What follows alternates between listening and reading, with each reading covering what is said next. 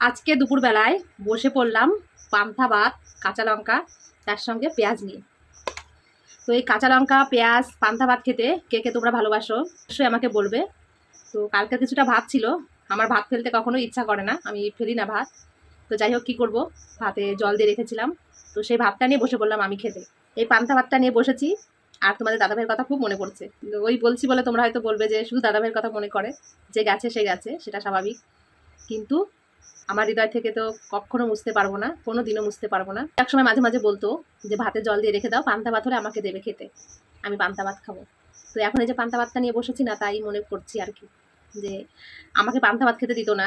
যদি পান্তা ভাত থাকতো ও নিজে খেত, কারণ আমার একটু ঠান্ডার সমস্যা আছে, ওই কারণে পান্তা ভাত আমাকে খেতে দিত না। এখন তো ও নেই, ভাতগুলো ফেলে দেবো, জন্য খেতে হচ্ছে আমাকে পান্তা ভাত। তো তাই যে খেতে বসেছি আর ভীষণভাবে মনে করছি। তো আমি এই ছোটোখাটো যে কথাগুলো আছে না, সেগুলো তোমাদের মাঝে একটু শেয়ার করি, আর কিচ্ছু না। যার কষ্ট তার কষ্টই থেকে যাবে সারা জীবন। তোমরাও আমার কষ্ট নিতে পারবে না, তোমরা শুধু জাস্ট একটু শুনছো, তোমাদের কাছে একটু বলছি বলে একটু মনটা হালকা করছি আর কি। তো আমার যে কষ্টটা, এটা কিন্তু সারা জীবনের সঙ্গের সাথী, এটা আমাকে সঙ্গে করে নিয়েই বাকিটা জীবন আমাকে কাটাতে হবে।